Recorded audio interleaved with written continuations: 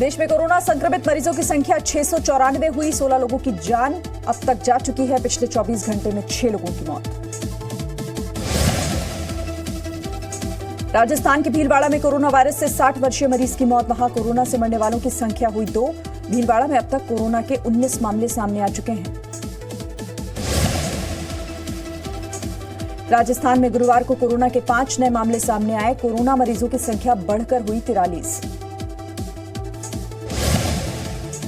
दिल्ली में कोरोना से 65 वर्षीय महिला की मौत। मृतका डायबिटीज और हाइपरटेंशन से पीड़ित थी और 23 मार्च से ही अस्पताल में भर्ती थी।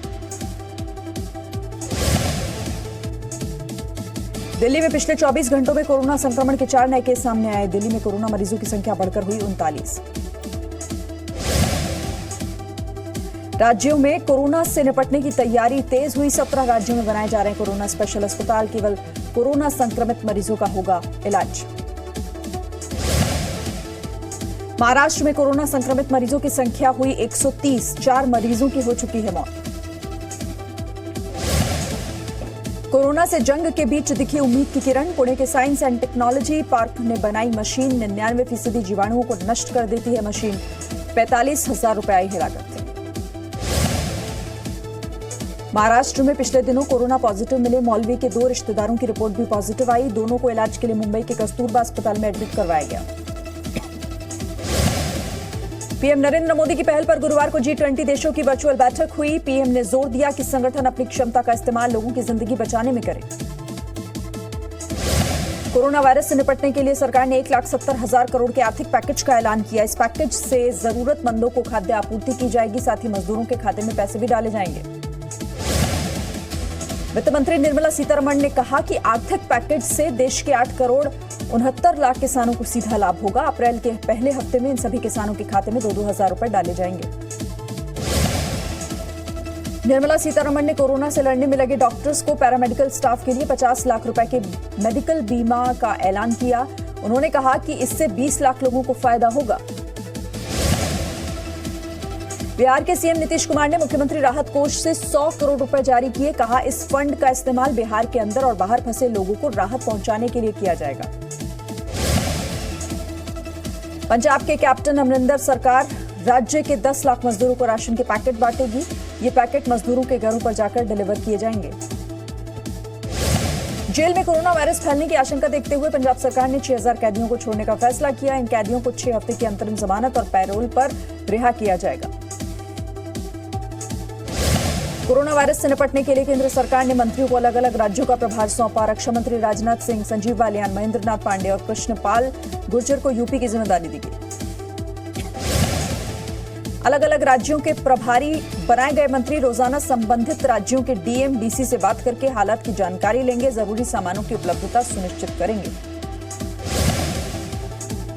कोरोना वायरस के संक्रमण से निपटने के लिए रक्षा मंत्रालय ने एक्शन प्लान बनाया। रक्षा मंत्री राजनाथ सिंह ने प्लान की समीक्षा की।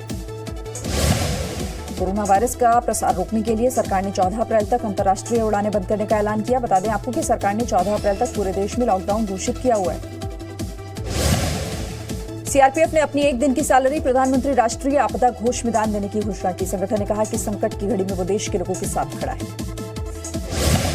लॉकडाउन के कारण घरों में बंद जम्मू के लोगों के लिए पुलिस देवदूत बनी। टोल फ्री नंबरों के जरिए कॉल सुनकर पुलिसकर्मी लोगों के घर जरूरत का सामान पहुंचा रहे हैं। दिल्ली में भी पुलिसकर्मी बेघरों को भोजन कराकर मानव सेवा के मिशन में लगी है। कई पुलिसकर्मी बेसहारा बंदर, कुत्ते, बिल्ली और पक्षियों को भोजन करा रहे हैं। यूपी के ग्रेटर नोएडा में बीमार बुजुर्ग महिला के लिए पुलिस फरिश्ता बनी। दिल्ली में रहने वाले बेटे ने गौतम बुद्ध नगर के डीसीपी को फोन कर मां की दवाई खत्म होने की सूचना दी थी। इसके बाद पुलिस की टीम दवाइयां खरीदकर महिला के घर पहुंची। लॉकडाउन का उल्लंघन करने पर बिहार के 26 जिलों में 71 लोगों पर एफआईआर दर्ज की गई। साथ ही 1,488 गाड़ियों को भी जब्त किया गया। उत्तराखंड के देहरादून में लॉकडाउन उल्लंघन के 60 केस दर्ज किए गए। साथ ही 395 लोग गिरफ्तार हुए हैं। महाराष्ट्र में मेडिकल स्टोर, किराने और दूध सब्जी की दुकानें 24 घंटे खुली रहेंगी। मुख्यमंत्री उद्धव ठाकरे ने बैठक की और उसके बाद यह फैसला किया। दिल्ली एनसीआर में फिर बदला मौसम। आंधी के साथ हल्की बारिश हो सकती है। आज कई जगहों पर ओलावृष्टि की भी संभावना। महाराष्ट्र के नांदेड़ में मत्था टेकने गए पंजाब के 3000 श्रद्धालु रास्ते में अटके। दर्शन के बाद श्रद्धालु ट्रकों में बैठकर वापस लौट रहे थे, तभी मध्य प्रदेश पुलिस ने चेकिंग के बाद उन्हें वापस नांदेड़ भेजा। कश्मीर घाटी में आज जुमे की नमाज नहीं होगी। ग्रैंड मुफ्ती ने कहा कि हम एक आपदा में घिरे हुए हैं, इसीलिए लोगों को घरों में रहकर ही नमाज अदा करनी होगी।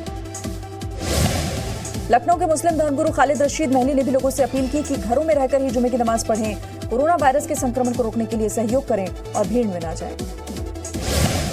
कोरोना वायरस का संक्रमण रोकने के लिए महाराष्ट्र सरकार ने धार्मिक स्थलों पर भीड़ इकट्ठा होने पर रोक लगाई। मंत्री नवाब मलिक ने लोगों से अपील की कि जुमे की नमाज अपने घरों में ही पढ़ें। पश्चिम बंगाल की सीएम ममता बनर्जी ने लॉकडाउन का जायजा लेने के लिए गुरुवार को अचानक कोलकाता मार्केट का दौरा किया। उन्होंने अफसरों से जरूरी सामान की सप्लाई बरकरार रखने के निर्देश दिए। बेंगलुरु में जरूरी सेवाओं के लिए पुलिस पास देने का काम शुरू हुआ, लेकिन डीसीपी ऑफिस में पास पर बताया कि दूरी बनवाना पुलिस की जिम्मेदारी है। देश में 21 दिनों का लॉकडाउन घोषित होने के बाद मजदूरों का पलायन लगातार जारी। मुंबई में काम करने वाले राजस्थानी मजदूर भी अपने परिवारों के साथ पैदल ही घर लौट रहे हैं। उत्तराखंड के हल्द्वानी रुद्रपुर से 24 मजदूर गुरुवार को बरेली पहुंचे। लॉकडाउन की वजह से उन्हें रास्ते में कोई वाहन नहीं मिला। लॉकडाउन के बाद दिल्ली से भी बड़ी संख्या में मजदूर झांसी लौट रहे हैं। ना वाहन है, जिस वजह से ये मजदूर पैदल ही गांव जा रहे हैं। महाराष्ट्र के यवतमाल में लोगों को गैर कानूनी ढंग से ले जा रहे कंटेनर को पकड़ा गया। इन कंटेनरों के जरिए मजदूरों को हैदराबाद से राजस्थान ले जाया जा रहा था। यूपी के शाहजहांपुर में लॉकडाउन के बावजूद बाहर घूमने वाले 6 लोगों को गिरफ्तार किया गया। कोर्ट में पेश करने के बाद उन्हें जेल भेज दिया गया। लॉकडाउन के बावजूद बिना मंजूरी बारात लेकर निकाह करने आए दूल्हे और उसके परिवार वालों को उत्तराखंड की उधम सिंह नगर पुलिस ने गिरफ्तार कर लिया। पुलिस ने दूल्हे की कार को भी जब्त कर लिया।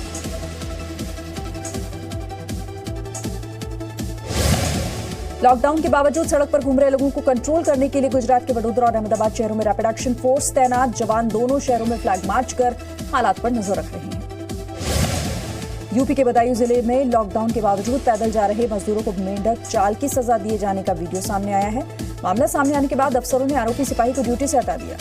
No signal, no worry. Presenting Z News app with live TV, latest updates and expert opinion. Available on Google Play and App Store. Download it now.